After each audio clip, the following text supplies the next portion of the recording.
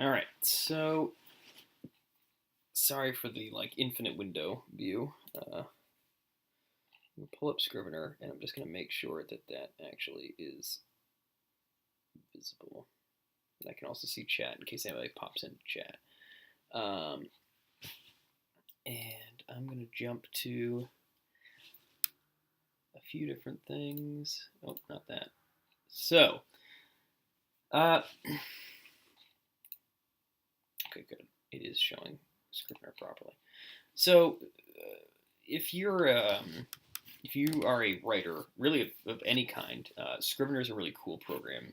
Shane Thurston, who does all of the formatting, editing, and a lot of the technical stuff for the series, including cover design and all that good stuff, created an entire font from scratch just for the book. You know, the usual super awesome stuff super awesome people do, as well as digitizing the map that I had hand drawn. He sent me this after I wrote the first book. The first book was originally written, and I will go to book one subfolder right here. So this is the final version of it.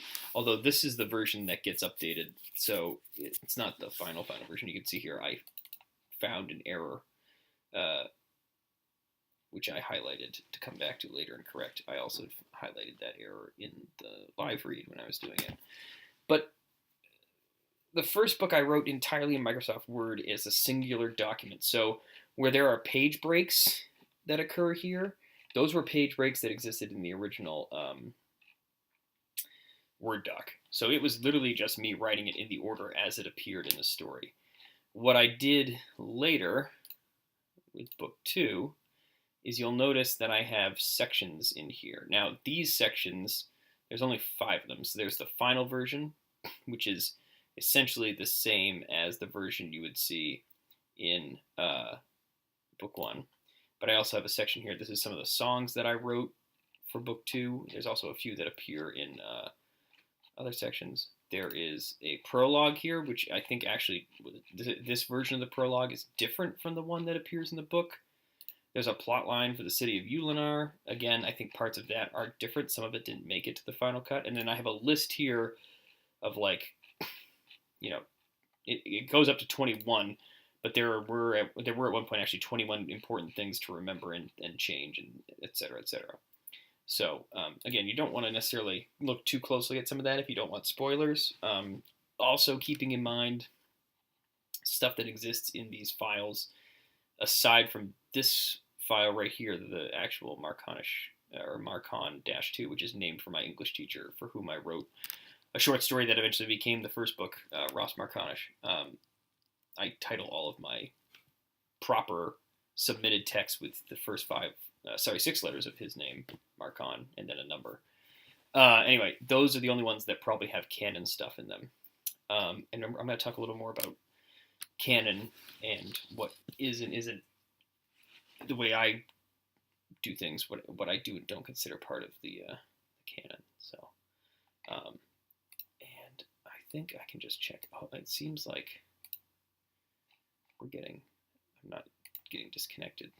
So again, sorry for the infinite portals there of OBS. So what the current book looks like, just for someone who'd be interested, you notice there's a lot more files here. And what I've done, so when I didn't have to, I wrote the second book, instead of writing it all as one document, a la this one right here, where it's just like, wrote the entire book in the order as the reader would read it.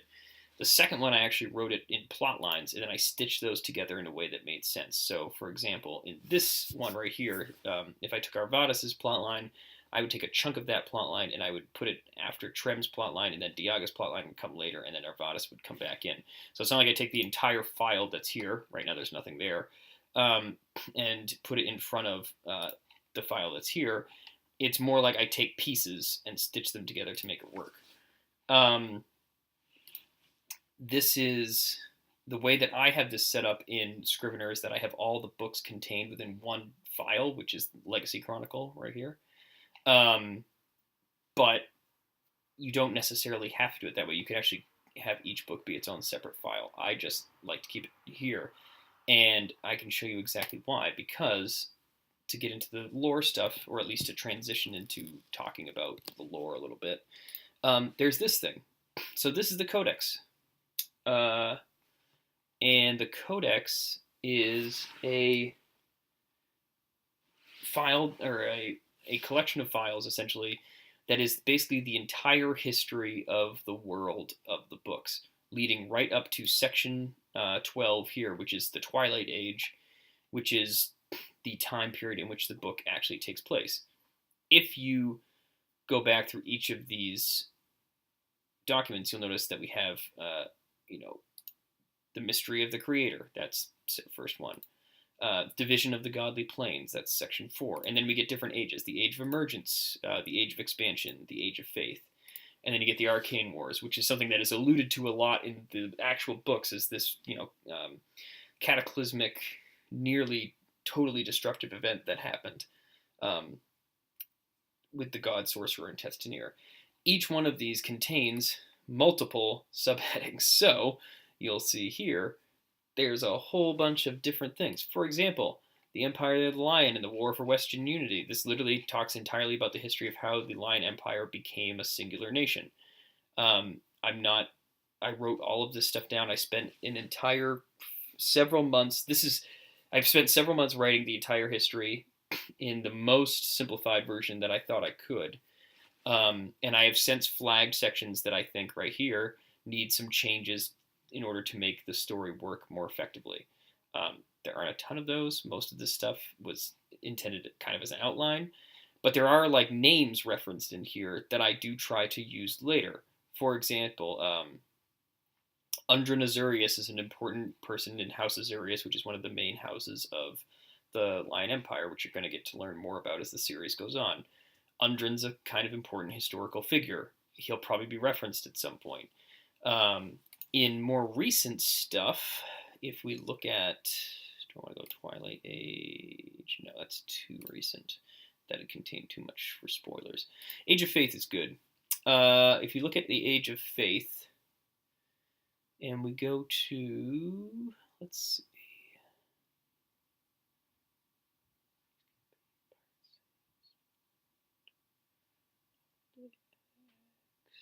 No, maybe not. Maybe Age of Emergence or Expansion is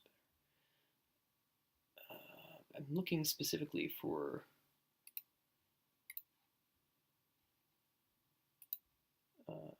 Sorry, this is super entertaining. I'm looking for the unification of Nepal because that's going to bring us into the lore stuff that I wanted to talk a little bit about.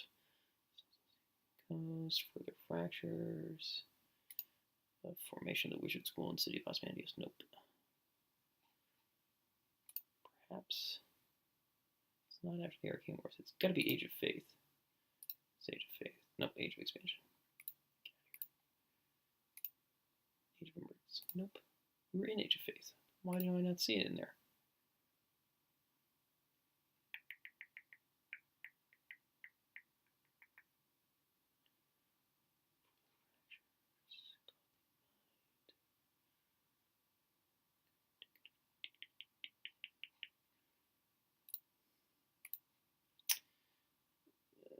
I can search for it.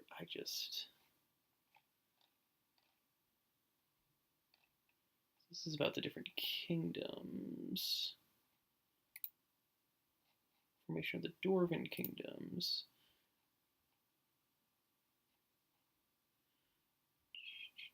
Null campaigns, other seven kingdoms, cults of Had Merc. They reference the unification. I wrote this. You dope. Let's see here.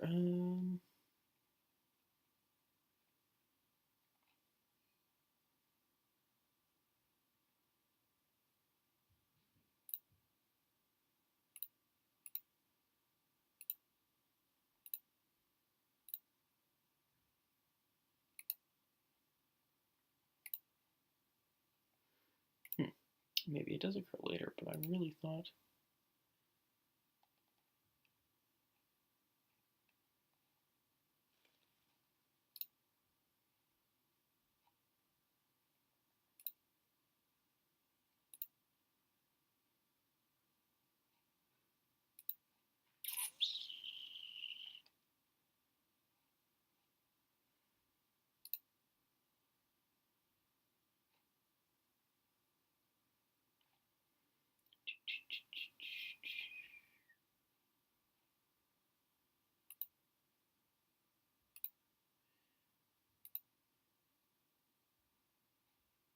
Should be right in this section,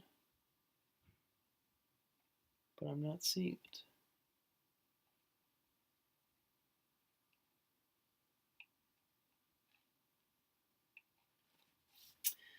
Well, that's frustrating not to be able to find it, but I'm not going to linger on it because obviously it's not super entertaining. But so for this part, I pulled pretty heavily on um, this file here to talk about the sort of history of what happens with Nepal and why the Napoleon Empire is an important thing, and to outline some of the families and things. But this is just like as though someone wrote a history text of a place that doesn't exist. It's essentially what I did, was to create a codex that I could fall back on as a source, to make sure that I did a decent enough job of making everything kind of hang together. Because the one thing you don't want is I hate when people say continuity issues. They don't like continuity issues. This isn't about continuity issues. This is much more about having this be. Let's see, how do I get rid of that? I can remember. Having this all make sense, I think, is the way that I would look at it. It's not about continuity. It's about, does it all hang together in a way that feels like it came from a real place in a real world, and that includes history. The other thing that I keep track of is, like, there's a whole collection of series characters based on book. I don't want to look at those too much. It'll give some things away. There's a whole collection of places listed. And then this file right here, which is really helpful, which is the factions, which I'm going to go right to the Napoleon Empire, because this is actually quite useful for our lore talk. But I do keep a collection of information about each of the different factions that exist and the sub-factions within them, and their military, economic, and although I don't have it as a heading here, they're sort of cultural features. So talk a little bit about Nepal. Nepal is heavily based on Anglo-Saxon and Danish medieval history. So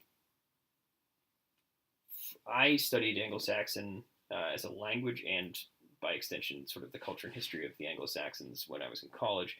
And it's they and sort of Nordic history is extremely fascinating for a variety of reasons. But the thing that always got me is the sort of the ideas of, like, loyalty and what makes people important, great, or valuable to their culture.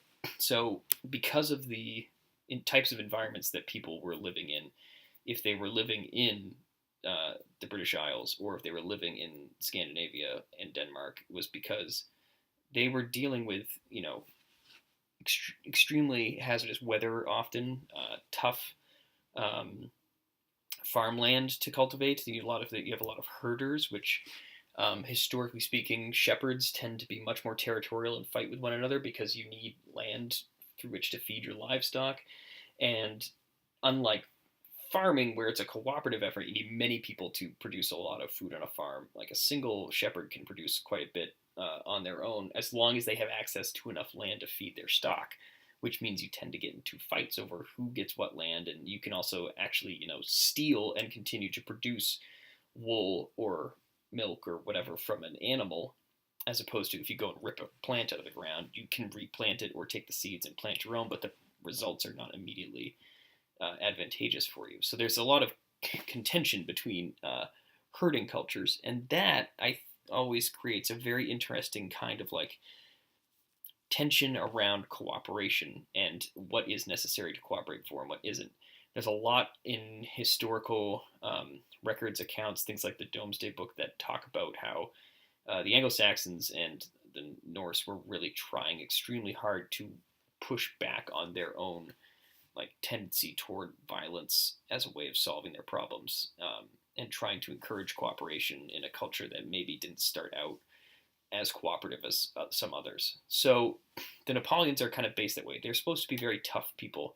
They're supposed to be, they value fighting. The motto, as you'll see up here, is "No retreat except by coffin, no ground given without my blood to water it." That is the national motto, this sort of, like, ancient phrase by which all of the Napoleons sort of swear, particularly the housecarls. So the way that Nepal is structured is much like the way that a lot of early medieval societies are structured. Nepal originally is not a unified country. It's a bunch of small thanedoms. A thane is an old term for an Anglo-Saxon lord, and these thanedoms are ruled over by ruling families. They're listed down here at the bottom: Squalls, Hluns, Hethagar, Caldagar, and so on. Um, and I'll talk about each of those a little bit more later. And they represent the sort of leadership factions within Nepal, but by their own sort of tendency toward independence, there's not a ton of cooperation that occurs between them until an event called the Unification, which I'll talk about, which is what creates the Napoleon Empire, which by the start of the first book has essentially been destroyed, or at the very least heavily suppressed by the Nerathian invaders under Wolfbane, which is, as you understand more about sort of the Napoleon pride in their own sort of physical toughness and military history, that the defeat at the hands of Wolfbane is actually more of a blow to them than the physical losses of life that occur, because it's such a shot at their own culture. As it says in the first paragraph here, many aspects of Napoleon's are considered shared traits: toughness, familial and regional pride, and complex social constructs defined by loyalty and debts of various types. You don't get into debt without seriously thinking about it if you're a Napoleon, because debt is taken as a lifelong, I guess, a lifelong price that must someday be paid. And because of that, the Napoleons tend to be extremely cautious about what they swear to or agree to, because they take their word incredibly seriously. Because to not do so, to not bring the food as promised to a neighbor, to not offer up your sword in defense of your homeland or your thane when called upon, could be the difference between life and death for that other person, and therefore breaking that word or not taking your own debts or promises seriously completely dismantles the society. So they have to value those things. To elaborate on some of that, as far as loyalty, there's the housecarls. So housecarls are, I'll just read this part here. Each thane of a major house gives those who swear loyalty to them the title of housecarl. Along with the title comes land, annual payment in the form of food or precious materials, and the support of both the thane and the housecarl's fellows. Housecarls are usually bound to a family for life, and thus one who swore to follow House Caldegar in the earliest days of the Napoleon Empire has bequeathed that duty to his or her children forever, barring some significant violation by the thane of Caldegar or their family. Thus, there are often feuds between housecarls of major houses, usually minor and more boasting or bravado than violent, but occasionally things boil over to fighting that borders on outright war. This happens a couple times in Napoleon history, where essentially housecarls traveling from one city to another, say the city of Hethagar contains two different houses, House Fang and House Hethagar, and if they were to travel to, say, Lowwinter, which is houses Hlun, and I'm trying to recall the second one, House Hlun and House Furigar, and the Hethagar house Carls get into a bit of, maybe have a bit too much to drink and start, talking a little too much trash to an opposing house Carl group, it could lead to blows, and that might lead to someone being seriously injured or killed, and that could spiral quickly if not dealt with appropriately. So house Carls are basically like the sworn servants of these thanes, and they get a lot of things in exchange for that, land being the most important, but also, protection and the promise in favor of their thane. The most important housecarls become essentially advisors to thanes and important members of their family in a lot of ways. Housecarls are really important for the military of Nepal. They represent the sort of backbone of that military. To jump to that kind of explanation of what the Napoleon military structure looks like, most of them go with heavy fur, leather, and round shields with steel bosses and often steel borders on the shields, which is a very traditional weapon or piece of armor you would see with Norse or Anglo-Saxon soldiers. Round shields, metal bosses, usually slatted shields. And the housecarls will sometimes have better armor. They get chainmail, metal helms, etc., that kind of thing. Standard weaponry, spears, axes, hunting bows, or daggers. Housecarls tend toward axes, and if they're fortunate or especially well regarded or wealthy, swords. Uh, and then the Napoleons' big advantage really comes from their fighting tactics. They can change their tactics pretty efficiently. They can fight extremely well in a variety of different situations because they're just sort of a jack of all trades military unit. Um, but they're marked by the low use of horses or other mounts and the ferocity with which they will fight to the death against impossible odds. So Napoleons do not like to fight on horseback. They prefer to fight on foot. They prefer to be a malleable unit. Um, and they can fight defensively or they can fight offensively, and they have been known to resort to guerrilla warfare when it is advantageous. Some of the more famous Napoleon houses, like Hethagar and Ferragar, use their proximity to the Whitewood as a way to sort of like hit and run on their enemies when they need to.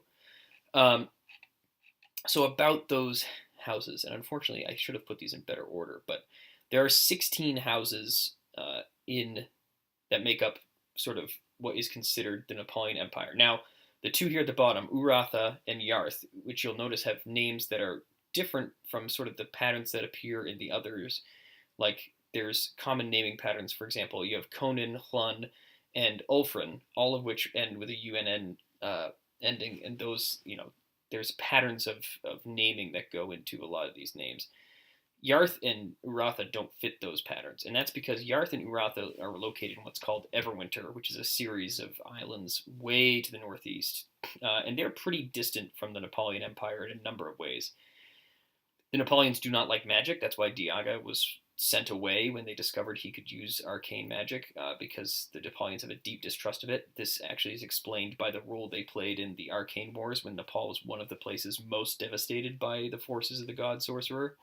Um, and they have a relatively poor view of religious and faith-based magic as well, with the exception of those based on the elements, and the one exception being Sheatha, who is the goddess of darkness and night, but also the goddess of the hunt. And the Napoleons, some of them, since there's a lot of hunters and trappers that make their living through Nepal that way, a lot of them worship Sheatha. But Yarth and Uratha, these two houses in Everwinter, are very different and almost don't fall under the Napoleon banner at all. They're not officially part of the Napoleon Empire. They're not even like a protectorate. They are essentially allies, but they are very distant in terms of negotiation and connection to them. It's not mentioned, at least not in the first book, but it is mentioned later in the story that both of those houses essentially have not been heard from since the Narathian takeover or even before. So then there are 4 houses that are in Nepal City. Conan, Holt, I'll skip ahead here, Dolg, and Kaldagar. Now those are the 4 oldest houses, although that's up to some dispute because Squall and theoretically also Araphos went and founded Glaciar just north of Nepal City when they were kind of forced out of Nepal City before it was even called Nepal City. The City of the 4 Hills is where the Napoleons' history basically starts.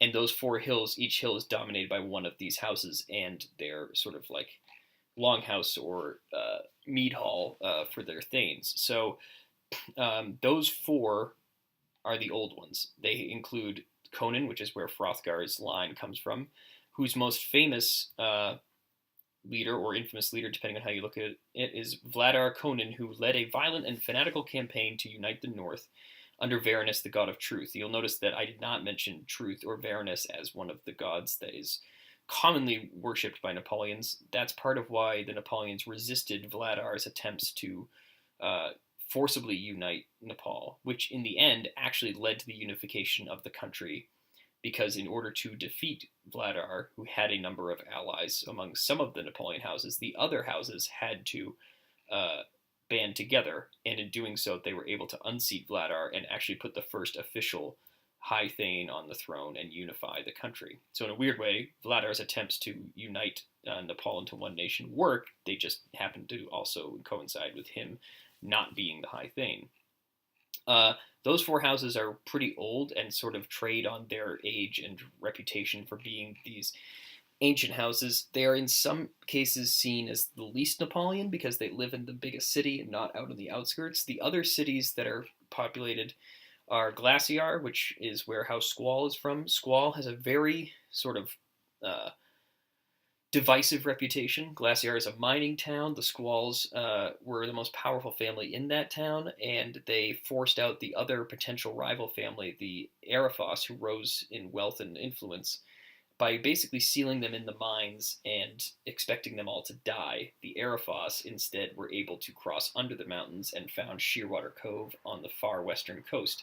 The Arafos and Squall families hate each other, and throughout the history of both Tethnir and Nepal, the two families have essentially been on opposite sides in every conflict, with very few exceptions. In the book, you note that Greymane Squall, aka Ghost, and Raymere Squall are the only two surviving members, since we've read the portion where Algathor meets his demise. And the person who ultimately pushed for their sort of imprisonment and eventually the execution of several of Ghost's children and his wife, although she dies in prison and isn't executed formally, was Caermon Arafos. And Caermon, being the Thane of House Arafos, very intentionally wanted to watch the destruction of Greymane and of House Squall. It's a long-standing feud. They hate one another with a very deep passion. The Arafos are often trying to find a way to make the Squalls pay for their exile from Glacier. Lowwinter, which is a city that factors in to the second book fairly heavily, contains House Flun and House Furigar. Lowwinter is near near Angladeus, right near the Pillars of Light, and it's a primarily like a farming and lumbering town with a little bit of sort of fishing industry and trade going on there. It's not as big as Hethagar, which is the second largest city in the Napoleon Empire, and it's located on the southern end of the Whitewood, whereas Hethagar is up on the northern end. Lowwinter is very much a working man's town, and the two houses located there have, despite the amounts of conflicts between other cities like Hethagar and Nepal City that have various thanes in them, Lowwinter has never had issues between the two houses that reside there. They've actually been able to cooperate with each other pretty well, which is rare. Again, Napoleons tend to be rather violent and opinionated and to fight often about things. So Hethagar, being the second largest city, has House Hethagar, for which it is named, and who claim founding of the city. The other residents there are House Fang, and the two of those houses have been extremely at each other's throats, either secretly or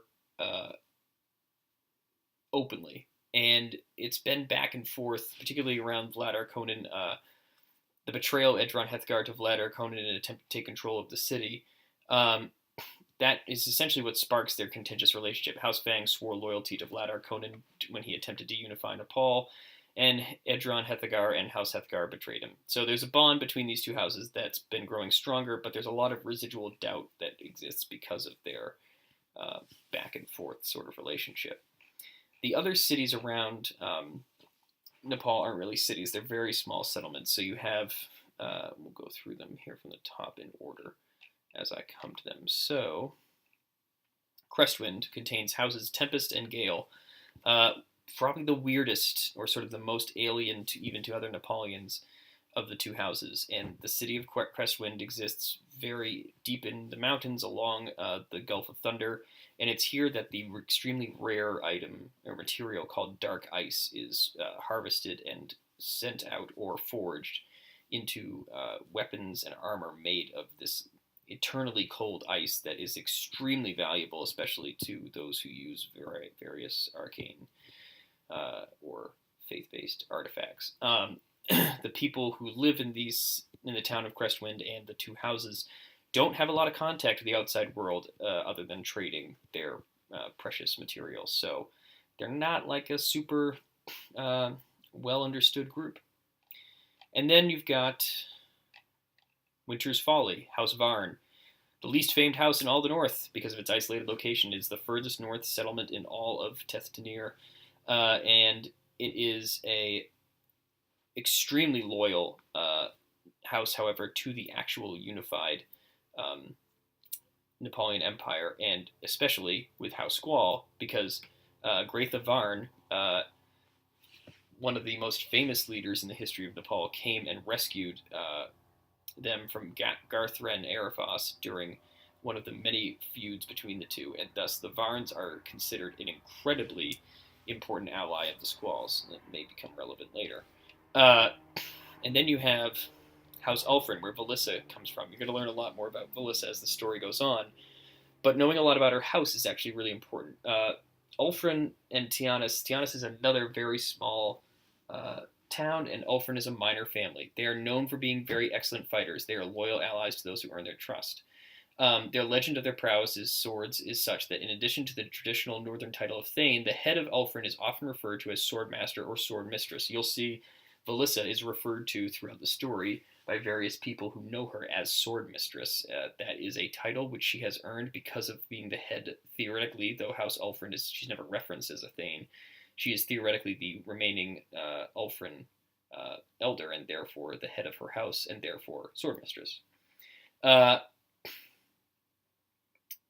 The invasion of Wolfbane's forces did a lot of damage to Tianis, and therefore to the Ulfrins as well. Valissa is the only known survivor, or at least she knows of none of her other family members still alive. But the Ulfrins are an important line, despite the fact that they haven't necessarily gone down in history as having done a lot of stuff. So those are the different houses of Nepal, without going into too much detail that'll give things away. But I want to put this in the context of the actual story as it's happening. Taking Nepal was considered a very difficult thing to do because, much like if you were to invade, say, Russia, going through such a wintry and dangerous area, requires a lot of planning and supply train methodology that is not easy to organize. But in a world where magic exists, you can kind of get around some of those impediments. And one of the things that is alluded to in the book is that D'Erveron is responsible for having essentially made the journey through the north significantly easier. He also, though, has worked with Hrothgar and Caermon to essentially grease the wheels of the invasion. Hrothgar came on board with the invasion by the Nerathians early, before there was ever even boots on the ground, so to speak, in the north. He has aided D'Erveron in the process of undermining the power of rival or opposition Napoleon houses. Other Napoleon houses may or may not have also sort of joined in or simply not resisted the arrival of the Nerathians. That stuff isn't made super clear in the story. It's all very heavily implied. But there is a scene early in the book that we've already read which talks about how D'Erveron laid groundwork for this whole thing. This wasn't done overnight, and it's supposed to be fairly clear from that and from this section, as well as the appendix that exists in the book about Nepal, that a straight up fight with them probably would have been much harder. But because Wolfbane was able to use a lot of subterfuge to essentially arrange for fights which he thought he could be fairly certain he would win, that is what brought down Nepal so fast. And of course, this brings us to the ultimate and most important piece of lore that I want to talk about, which is Greymane Squall, aka Ghost's betrayal. So you'll learn more about what exactly happened, but it's already been pretty clearly outlined through the rumors that people have expressed or have been heard by characters in the story. The Nerathians had managed to defeat an army in the north around the Tianis region, had come down with the obvious goal of taking the capital, Napal City, and Greymane was essentially blackmailed by Hrothgar into opening the gates.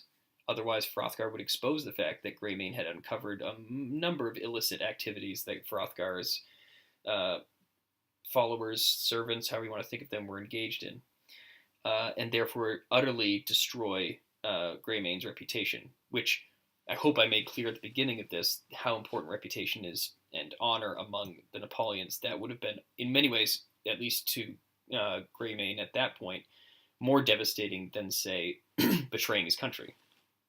So the deal was Greymane opens the gates for Wolfbane, significant advantage to an invading army when you don't have to get through a gate. Excuse me. And in exchange, he would be spared. His family would be allowed to leave Nepal City, and the actual nature of how Wolfbane was able to get into the city would remain a secret. That's not what happens. Caramon Arifos, in secret, of course, along with Hrothgar, are probably fairly confident, you're led to believe, or should be led to believe, that what they've set Greymane up for is not going to end with him leaving. And certainly Caramon does not want to let him leave. Again, the Arifos have a long-standing feud with the Squalls. They don't want them to get away with any of this. In fact, they want to make them pay for transgressions going back many, many, many generations. So, Greymane opens the gates. Wolfbane marches into the main hall, where Greymane is still acting as advisor to Rhaegar Holt, the High Thane. And there, Wolfbane throws Rhaegar in prison, tries to throw Greymane and his family of Squalls into prison. A fight breaks out, which results in the deaths of a few of Greymane's family. Several of them are thrown in prison. He escapes, but his wife has died, and he's led to believe that the rest of his family as well. In other words, he's unaware, though the reader is aware of the fact that Rhaemyr is still alive. So when Greymane leaves and becomes Ghost, it's important to understand how horrible what he did is in the eyes of his own people. It's pretty clear already, like, betraying your country, opening the gates, and allowing an invading army to take over, bad. But in Nepal, it's especially horrible. And yet, other Nepalians might have made the same choice. What Ghost is attempting to avoid is the destruction of his reputation. If he stays and fights for Nepal City, they're probably not going to be able to beat off the Narathians, but he could fight for a while. If he surrenders and the Narathians take over and let him go and don't play it up as though he was the reason that they were able to invade and take the city, then he might be able to resurrect his career and his reputation as a soldier and a servant to the country that he has been trying to build a reputation in for so long. And simultaneously, of course, escape blame for what happened. The opposite ends up happening. Everything Ghost has said internally and both to others has been taken away from him. When he says that, he is, of course, referring to the deaths of his family.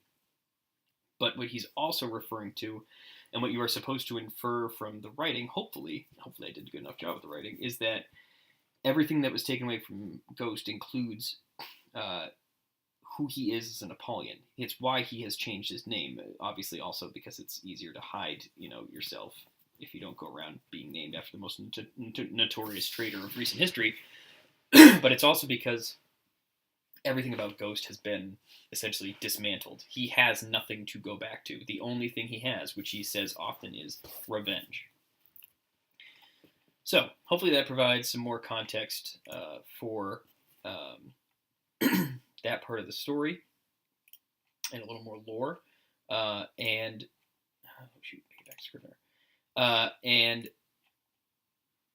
if anybody ends up having questions and wants to shoot those out later, I'm happy to take those.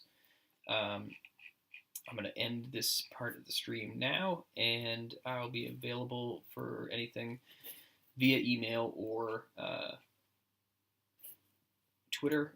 I'm going to put that information, I type it into the chat right now, but you can always email me at trevorhpaul@gmail.com. Currently now appearing in the chat. I'm also available at Legacy Chronicle on Twitter. And you can always find the book available on Amazon if you search T.H. Paul and Legacy Chronicle. You can also check it out on Facebook if you search for Facebook for Legacy Chronicle. So, thanks very much for watching, and I hope you enjoyed a little lore dump, and I look forward to hearing back from people about some of that information later.